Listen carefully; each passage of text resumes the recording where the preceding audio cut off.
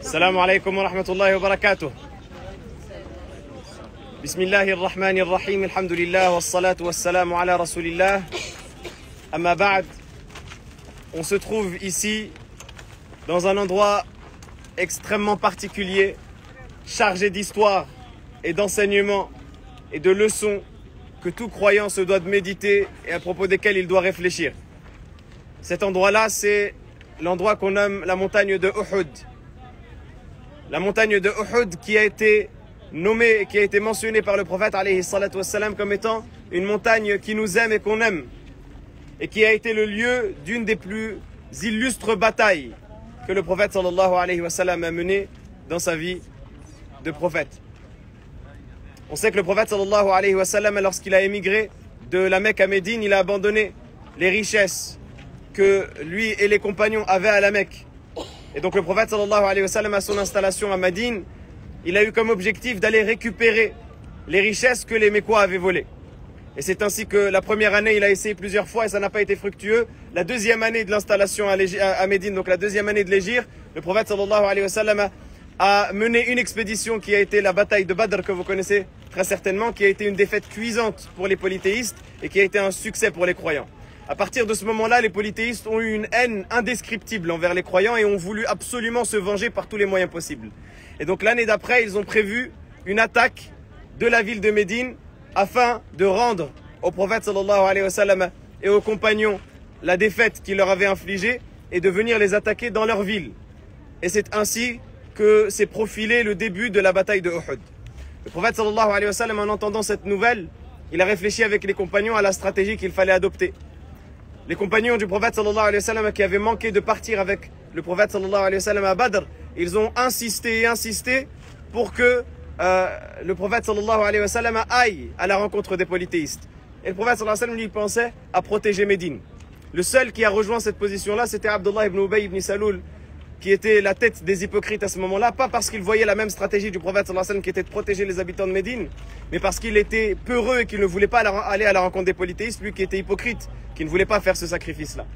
Et donc lorsque les compagnons ils ont insisté, le prophète sallallahu alayhi wa sallam a accepté leur demande, il s'est préparé au combat et il est allé à la rencontre de ces polythéistes-là. Ce qui montre la ferveur des compagnons qui voulaient combattre aux côtés du prophète sallallahu alayhi wa sallam et la loyauté du prophète sallallahu alayhi wa sallam qui non seulement a consulté ses compagnons, mais en plus de cela, il a pris leur opinion alors qu'il voyait une autre stratégie. Mais donc le prophète sallallahu alayhi wa sallam s'est rendu alors à cet endroit-là qui est Uhud. Pourquoi? Parce que c'est un endroit qui est au nord de Médine et qui est, si vous voulez, le seul endroit qui est découvert de Médine. C'est le seul endroit qui a découvert. Le reste de Médine est protégé naturellement. L'est et l'ouest sont protégés par des terrains de roches volcaniques qui sont impraticables et le sud est protégé par des grandes palmeraies, etc. et par la tribu des Banu Qurayza. Donc la ville de Médine, elle était vulnérable à cet endroit-là. Et donc le prophète sallallahu alayhi wa sallam s'est rapproché le plus possible de l'endroit duquel les polythéistes auraient pu profiter pour attaquer à l'intérieur de Médine. Le prophète sallallahu alayhi wa sallam constitue une armée de 1000 hommes. De ces 1000 hommes-là, 300 vont tourner le dos au combat parce qu'ils seront tentés par Abdullah ibn Ubay dont on a parlé.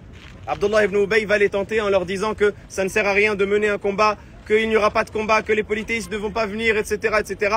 Et il réussit à détourner de ces 1000 hommes 300. Et donc le prophète sallallahu alayhi wa sallam n'est plus qu'avec 700 soldats pour mener à bien ce combat-là. Mais le prophète sallallahu alayhi wa sallam ne faiblit pas. Il va établir une stratégie arrivée à la montagne qui va être de placer la montagne sur leur flanc droit et arrière. De sorte à ce que la montagne elle les protège naturellement de leur côté droit. Et ils font face aux polythéistes qui allaient se placer là, qui allaient venir de leur chemin de la Mecque dans ce flanc gauche de la montagne. Donc les campements des polythéistes allaient être sur le flanc gauche de la montagne. Le prophète sallallahu alayhi wa sallam et les croyants se sont mis sur le flanc droit de la montagne et évidemment, le côté qui restait vulnérable, c'était l'arrière, surtout l'arrière gauche de l'armée des musulmans. Et c'est la raison pour laquelle le prophète sallallahu alayhi wa sallam a établi comme stratégie de mettre 50 archers sur le mont Aynayn que vous avez derrière moi. 50 archers qui avaient pour but d'être la sentinelle des croyants et de repousser toutes les offensives que les polythéistes pourraient faire en essayant de détourner l'attention des croyants en passant par derrière.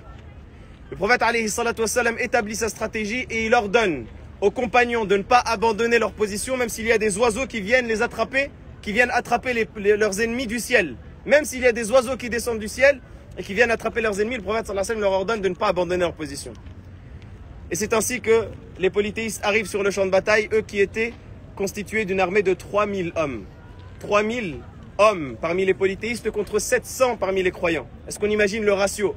Est-ce qu'on imagine la quantité de différence qu'il y avait entre l'armée des polythéistes et l'armée des croyants? Et pourtant Allah subhanahu wa ta'ala a placé dans le cœur des croyants ce courage qui a fait qu'ils n'ont pas faibli et qu'ils ont été fermes dans ce combat-là. Et ainsi, le combat commence, la bataille s'engage. Et durant la première partie de la journée, c'est le prophète sallallahu alayhi wa sallam et les croyants qui gagnent. Le prophète sallallahu alayhi wa sallam et les croyants gagnent la première partie de la bataille au point où les polythéistes se voient contraints de battre en retraite. Et ils ont peur, eux qui sont traumatisés de l'épisode qu'ils ont subi à Badr, ils ont peur de subir la même chose et donc ils commencent à battre en retraite et à fuir. Mais le prophète alayhi salatu wassalam sait que ce n'est pas fini et c'est la raison pour laquelle il avait ordonné aux compagnons de ne pas abandonner leur position. Le problème étant que les archers qui étaient sur le mont, lorsqu'ils voient les polythéistes s'en aller, eux ils se disent que c'est gagné. Ils se disent que c'est bon, ils n'ont plus d'efforts à faire. Et donc ils abandonnent la position que le prophète sallallahu alayhi wa sallam leur avait donné de garder. Ils descendent sur le champ de bataille pour essayer de ramasser le butin que les polythéistes avaient laissé abandonner derrière eux. Ils désobéissent à l'ordre du messager sallallahu alayhi wa sallam. Et ça va être la grosse erreur de cet épisode de la vie prophétique. Parce que c'est à cause de cela que les polythéistes menés par Khalid ibn Walid, en tout cas ce qu'il en restera, Khalid ibn Walid qui était un grand stratège à l'époque, qui était polythéiste, il va voir la situation, il va comprendre que les compagnons ont délaissé cette position stratégique qui était extrêmement importante. On a dit ils ont repoussé à 3 reprises les offensives des polythéistes, donc c'était très important pour eux. Et lorsque Khalid ibn Walid il voit cela, il sait que c'est le moment. Il prend avec lui un groupe parmi les mouchriquines, ils font le tour de la montagne, ils attaquent les croyants par derrière au point où ils arrivent même à atteindre le prophète alayhi salatu wassalam. Ils arrivent même à attaquer le prophète sallallahu alayhi wa sallam à 3 contre 1. Ils arrivent à fendre la pommette du prophète alayhi salatu, la tête du prophète sallallahu alayhi wa sallam, à lui enfoncer les maillons de son casque dans sa pommette, à lui briser sa molaire alayhi salatu wassalam. Au point où le prophète sallallahu alayhi wa sallam, son visage sera couvert de sang à tel point que les compagnons ne le reconnaîtront même pas.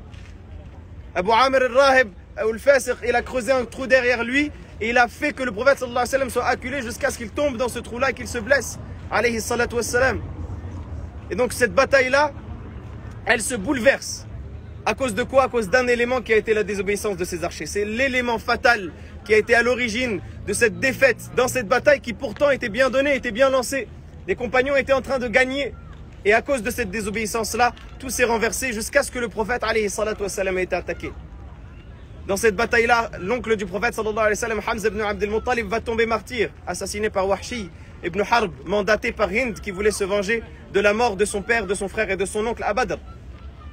C'est dans cette bataille-là que Mus'ab ibn Umayr radiyallahu ta'ala anhu va tomber également, lui qui était le porte-étendard de cette bataille. C'est dans cette bataille-là que 70 parmi les compagnons vont tomber martyrs. Et comme on a dit, le prophète sallallahu alayhi wa sallam va être blessé jusqu'à ne pas être reconnu par ses compagnons. Tout cela à cause de quoi? À cause principalement de cet élément-là qui a été la désobéissance. Et donc cette bataille-là, ça doit être la scène de laquelle on tire des leçons. Et on se questionne sur notre suivi du prophète alayhi salatu wassalam, sur notre sincérité dans l'obéissance au prophète alayhi salatu wassalam, sur notre sincérité dans les enseignements que le prophète sallallahu alayhi wa sallam nous a donnés et à quel point est-ce qu'on les applique dans notre vie. Et je vais laisser mon frère Nader bi'idhnillahi ta'ala vous parler de cet aspect-là. Bismillah, alhamdulillah, salatu wassalam ala rasulillah wa ba'd. Moi quand je suis ici, mon cœur il saigne. Parce que ici c'était une séquence émotionnelle qui a été très très forte. Tout à l'heure il vous l'a dit, le prophète sallam il était méconnaissable tellement il a été blessé. Saad ibn Abi Waqqas il verra un homme. Je ne sais pas si vous arrivez à réaliser un petit peu. Le prophète alayhi salatu wassalam quand Khalid ibn Walid, tout ça c'est n'importe quoi. Ça c'est ce que justement le prophète sallam il a dit à Omar de dire ça à la fin. Subhanallah, lorsque le prophète sallam il a été... il n'y a pas de son. Lorsque le prophète sallam il a donné les recommandations et que 40 archers sur 50 sont descendus et Khalid il a réussi à contourner la vigilance des musulmans et qu'il a tué les 10 et après il est arrivé au prophète sallam, le prophète sallam il se retrouve dans un choix qui est très difficile.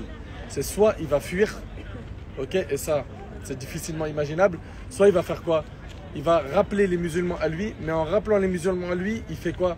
Il met sa vie en danger parce que tout le monde le veut, c'est l'ennemi public à abattre. Mais le prophète il va amenez les compagnons vers lui, vers moi, qui me protège, il aura le paradis.